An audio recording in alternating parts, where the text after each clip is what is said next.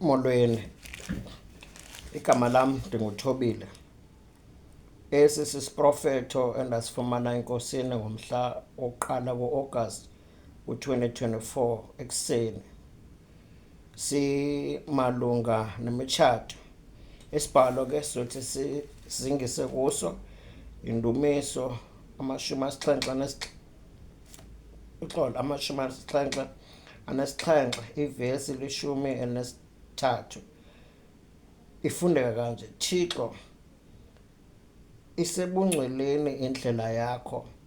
Ngubani na onguThixo omkhulu njengoThixo wethu? Nali ke ilizwi lenkosi endalifumanayo. Ithi abantu abazi ukuba bafuna ntoni emitshatweni, baneenjongo zabo, hayi ezikaThixo. Ukuze imitshato iphumelele kuzofuneka babe ngcwele abo bakuyo, bandazi. Ekundazini kukho umnqophiso. Imitshato iwa ngenxa yokuba bengandazi elowo efuna indlela yakhe. Bafundise ukundazi. Ekundazini, Thobile, kukho uxolo lwam. Ungendawo ufuna ukuyidiliza imitshato. Imitshato ngeyam, ndiya kuyikhusela. Ubunyulu emtshatweni yinto ebalulekileyo. Ubunyulu kwindlela yokuthetha, yokwenza, yokucinga neyokuphila. Indlela yomtshato ubunyulu. Unyulu na kwizinto ozenzayo? Iingcinga zakho zinyulu na? Abantu bakha imitshato ngaphandle kobunyulu. Ungayenzi loo nto. Bathetha ngaphandle kobunyulu, bacinga ngaphandle kobunyulu. Ayikho into eyakwakha umtshato ngaphandle kobunyulu. Into ethetha uba into ezokwakha umtshato bubunyulu. Bayithi inkosi phaya, ayikho into eyakwakha imitshato ngaphandle kobunyulu. Uninzi lwemitshato luwa kuba abantu bengekho nyulo, luwa kuba bekrexeza, bebetha amakhosikazi, bebetha amadoda. Xa unokuyilandela loo nto uzofumanisa uba yenziwa kukuba abantu abakulo mtshato bengekho nyulo. Ngaphezu koko bengamoyi kuThixo, ngaphezu koko bengamazi uThixo, ngaphezu koko bengamhloneli uThixo, ngaphezu koko bembetha ngoyaba. Inkosi iqhubeka ithi bangena emitshatweni bengayifundanga indlela yobunyulu. Isiseko somtshato bubunyulu. Inkosi iqhubeka ithi ubunyulu kukwamkeleka kuThixo. Ubunyulu ligunya noThixo. Ubungcwele ziindlela zakhe. Xa kukho ubunyulu kukho igunya likaThixo. uThixo uyasebenzisana nabo bantu. uThixo uyakusebenzisana nabo bantu. Kukho uThixo, ubume bukaThixo. Into ethetha uba xa kukhona ubunyulu, uThixo ukhona kulo mtshato. Ubume bakhe, ubundoqo bakhe, ubungqikithi bakhe, ubunzulu bakhe, ububanzi bakhe, intando yakhe, ubukumkani bakhe buzoba kulowo mtshato, kuba owo mtshato ngobunyulu unikezelwe kuThixo.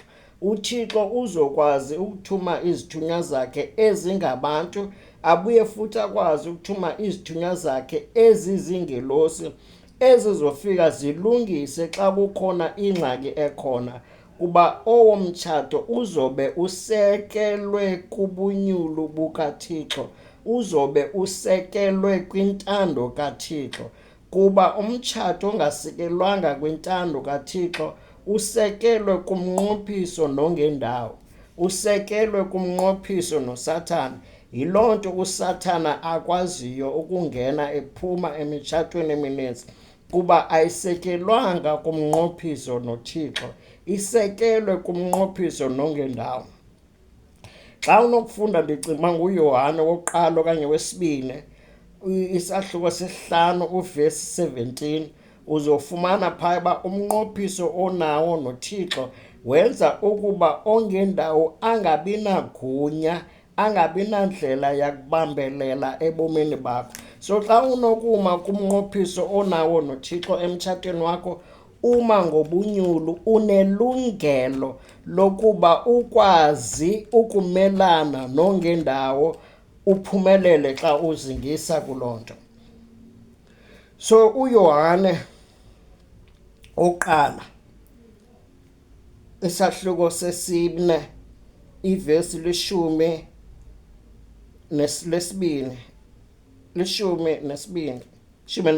exolo uthi akukho namnye owakha wambona uThixo.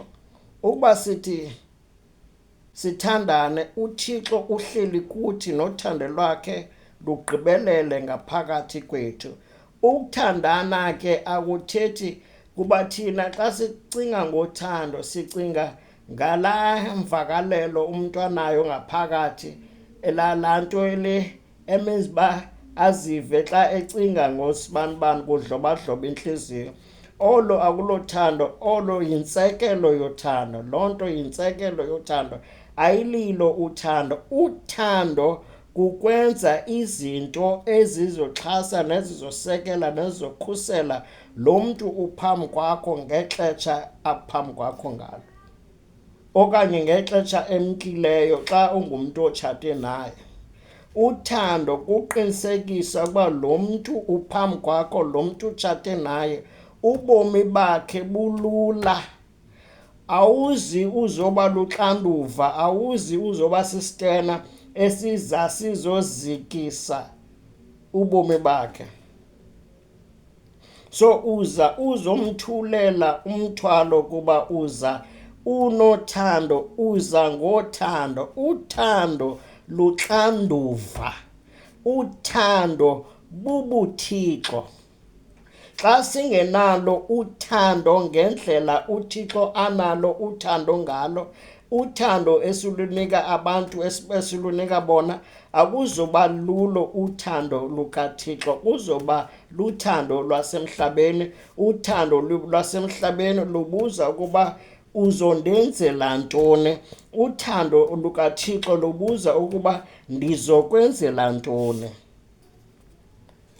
Iyaqhubeka inkosi ithi ubunyulu buzisa uzinzo, impumelelo negunya, igunya elivela kuThixo. Awuzukwazi ukulwa noSathane. Andizukwazi ukulwa noSathane ndililalangubo nye naye. Uxolo. Andizukwazi ukulwa noSathane ndililalangubo kunye naye. Kodwa xa ndima kubunyulu ithetha uba loo nto leyo kukhona izinto athi xa endibonisa zona ndiziphikise. Ekuziphikiseni kwam uThixo uyavuya kuloo nto, aze andinike igunya lokuba ndikwazi ukumelana nezinkulu ezizayo.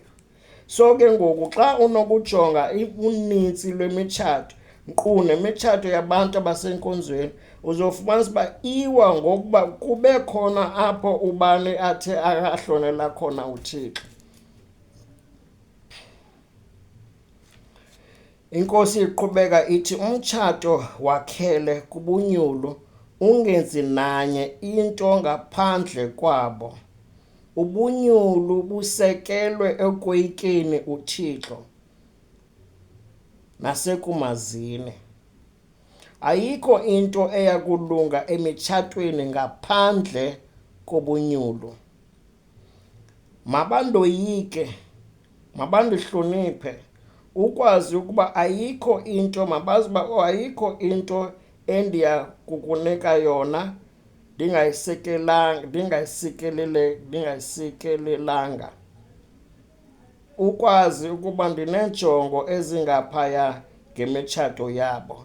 Into ethetha uba uThixo lo mtshato akunike wona usikelele. Lo mtshato ungahambiyo kakuhle ngoku awuhambi kakuhle ngoku kuba thina sikuwo asizange sisikelele lo mntu esitshate naye. Ndingumntu ke osebenzisana okanye owenza i-counselling kubantu abatshatileyo. Kukhona i-couple yafikayo kum ndathandaza ndathi, Nkosi, ngicela undibonise uba yintoni esingayenza ukuze ilunge okanye umtshato wabo ulunge. Wandibonisa uThixo uba okay, mabenze kanje kanje nakanje. Ndaya ndabaxelela ndathi, nantsi into uThixo afuna uba niyenze kulo mtshato wenu ukuze ulunge. Kwakhona ke nento yokusokolela imali, bomyeni wayengasebenzi, engayifumani imisebenzi. So ndabaxelela ndathi, nantsi into uThixo afuna niyenze. Emveni kwethuba usisi kuba xa ndimnikile umntu ilizwe livela kuThixo, ayisekho into kunyanzeleka uba siqhubeke ngayo. Kuba ke ngoku usweleke ukuba yena uzolenza na ilizwi endimxelele ukuba livela kuThixo. So uyandifowunela ke ngoku ndisendela imessage uthi, ngicela undithandazise, sinengxaki ethile. Nyhani ke ndibathandazise kuloo ngxaki abebenayo. Abuye futhi aqhubeke, sicela usithandazise. Ndathi okokugqibela ndathi, sisi, ilizwi uThixo owakunika lona ukuba wawulenzile ungekho kule ngxaki okulo. Uthi, oh Ncesi, yazi lahamba nefowuni, ifowuni yam yafa. Into ethetha uba ifowuni ifa engalenzanga ilizwi endamnika lona, kulilizwi elivela enkosini. Kubuye futhi kufike abanye abatshati, ndithandaze kuThixo xa ndinike isisombululo esifanayo nesiya sabatshati bokuqala. Bayenze le nto ndibaxelela yona. Umyeni naye wayengasebenzi qho, wayefumana imisebenzi phaa naphaa. Bayenza le nto, yanganqaba imisebenzi yathontelana, ifika ngobunintsi bayo. Neengxabano ababenazo emitshatweni yabo okanye emtshatweni wabo zancipha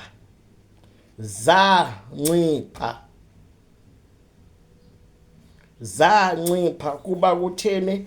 Bazise ubukumkane bukaThixo emtshatweni wabo, balungisa indlela abenza ngayo, balungisa indlela abathetha ngayo, kwaba yindlela yobunyulo.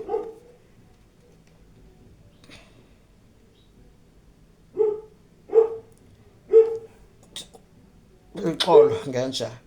Iqhubeka inkosi ithi, umtshato wakhele kubunyulu, ungenzi nanye into ngaphandle kwabo. Ubunyulu busekelwe ekoyikeni uThixo nasekumazini. Ayikho into eyakulunga emitshatweni ngaphandle kobunyulu. Ungazama i-counselling, ungazama ukuba ubize usapho, luthethe, luyale, ubize abefundisi bathandaze. Kodwa xa nina okanye xa abatshati bengakhethi ukuba nyulu eyo mithandazo nezo ntlanganiso zosapho, noko kuzama ukulungisa ngeke kusebenze, kuba lizovuka ikakade, kodwa ubunyulu bubulala ikakade. Inkosi iqhubeka ithi, mabandoyike, mabandihloniphe, mabazi uba ayikho into endiya kubanika yona ndingayisikelelanga. Bese ndiyifundile loo ndawo. Umtshato wakho uThixo ukunike sele ewusikelele. Umtshato wakho uThixo ukunike sele ewusikelele. Ukuthandazela intsikelelo kubalulekile, kodwa ke yithandazele loo ntsikelelo, wagqiba uyithethe, uphile kuyo. mabazi ukuba ndineenjongo ezingaphaya ngemitshato yabo. Ezi njongo nazo ngomtshato wakho xa unokuzithelekisa kwiinjongo anazo uThixo ngomtshato wakho, azifani nokufana, ngamanzi neoyile, ukohlukana kwazo, ungafani kwazo. Kuba uThixo uneenjongo ezingakhange zifikelele nasengqondweni, ongakhange uzicinge nokuzicinga ngomtshato wakho, ongakhange uziphuphe nokuziphupha. Kule meko kuyo uThixo ubona ngaphaya kwayo. Kweli zinga umtshato wakho ukulo, uThixo ubona ngaphaya kwalo. Abantu abazinikele kwimitshato yabo, uxolo, abantu abazinikeli kwimitshato yabo kuba bengaboni kubaluleka kuyo. Abantu abazinikeli kwimitshato yabo kuba bengaboni kubaluleka kuyo. Indoda ekrexezayo ayikrexezi kuba ibethwa inkanuko, ikrexeza kuba ingaboni kubaluleka komtshato ekuyo. Inkosikazi ekrexezayo ayikrexezi kuba ibulawa inkanuko, ikrexeza kuba ingaboni ukubaluleka komtshato ekuwo. Umntu ubetha umntu wakhe kuba engamboni kubaluleka lo mntu ambethayo okanye atshate naye, uzama ukumlawula, ebengazi ukuba yena uthi ulungisa umtshato kanti uyawubulala kuba akawuboni kubaluleka. Ukuze imitshato yabo iphile yaqhubeka inkosi, mababuze ukuba yintoni injongo kaThixo ngemitshato, baphile kuloo njongo. Khawuye endlini namhlanje xa ugqiba ukuvala le video, uthandaze ubuze uba Thixo yintoni injongo yakho ngemitshato. Thandazo wesibini, Nkosi yintoni injongo yakho ngalo mtshato ndikuwo. Ukuze imitshato yabo iphile, mababuze ukuba yintoni injongo kaThixo ngemitshato, baphile kuloo njongo. Ndiyiphinda ngesizathu, ndizixolele iziphoso zabo. Into emi phambi kwabo nam ziziphoso zabo, iziphoso ezixolelweyo egazini lam. UKristu noba wakhupha isisu wakuxolela, noba bhuti wabulala umntu wakuxolela. Xa ukuKristu Yesu, nokuba waxelela umntu ongusisi ukuba makakhuphe isisu, wakuxolela. Xa ukuKristu Yesu, nokuba wena wadlwengula ekukhuleni kwakho nasebudaleni bakho, uKristu Yesu wakuxolela egazini lakhe. Ungabambeleli kwizinto othe wazenza ukhula okanye nasebudaleni bakho, kuba xa ukuKristu Yesu uzixolelwe ezo ziphoso. Kodwa ke eso siphoso singabe sisiphene ophila ngaso. Inkosi iqhuba ithi abantu ndibanika impumelelo kodwa bame kwizinto abazenzayo. Ezo zinto zime zilityala phambi kwabo. Xa uzoma kwinto owayenzayo uKristu waxolelayo ngayo, loo nto leyo izoma ilityala kwisazela sakho. Ndikhumbula umzekelo, ndigqiba usindiswa kudala phaya. So sasilambile, sihlala kude nekhaya, sigxamesa. So ndicele lo sisi uba asiphe isonka kuba kwakhona i-feeding scheme eyayisenziwa esikolweni. Ndandifuna nonyana wakhe eklasini. Kodwa indlela eyenzeka ngayo laa nto uyaseba esa sonka. So ke ngoku xa ndigqiba ukusindiswa, loo nto leyo yandiphatha kakubi iminyaka. Ndikhumbula ndisiya enkosini ndisithi enkosi emveni kweminyaka ndikhumbula le nto xa ndithandaza ndithi Nkosi ndiyacela undixolele ngalaa nto. Qho xa ndithandaza Nkosi ndiyacela undixolele ngalaa nto, kuba yajika yasisilonda esingapholiyo, yasisono esingaxolelwi uThixo ngeke asixolele. So ndiyathandaza ngo-2023 kudala ndasindisa. 2023 ndiyathandaza umthandazo omnye. Inkosi ithi kudala ndayixolela loo nto. Ithi kudala ndayixolela loo nto. So kwaba lusuku lwam ke lokugqibela ukuthandaza umthandazo onjalo. Ndiyazibuza ukuba zinintsi kangakanani okanye yintoni wena oyithandazelayo kuThixo umcela ukuba ayixolele ekuyinto awayixolela kudala.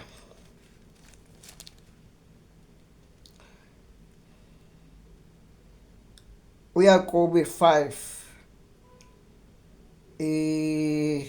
ivesi 16 uthi xolelanani iziphoso nithandazelane ukuze niphiliswe.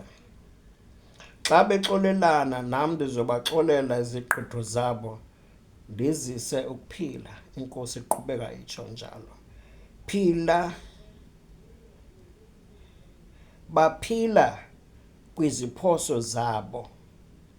Baphila kwiziphoso zabo. Into ethetha uba umntu uphila kwisono, njengoba bendisenza umzekelo ngesonka ngexesha sonke nasinikwayo ngoku ndandisafuna. Ndandiphila kweso siphoso iminyaka ndingakwazi ukuthandaza kakuhle kuba ndicinga uba uThixo uzondigweba endigwebela into endayenzayo. So ithi Inkosi baphila kwiziphoso zabo. Ubungcwele, ubunyulu bungamandla kaThixo ebomini babo. Xa ndingcwele, xa ndinyulu, uThixo uzowabonakalisa amandla akhe. Loo nto leyo izoba ligunya uThixo azothi akwazi ukulisebenzisa ukutshintsha ubomi bam nokusebenzisana nam ekutshintsheni okanye ekuziseni ubukumkani bakhe emhlabeni. Xa bephila ngobunyulu bazowabona amandla kaThixo, ubutyebi bakhe, uzuko lwakhe, ububele bakhe. Iqhubeka njalo Inkosi. Xa benokutyeba kubunyulu bakhe bazotyeba nasebomini.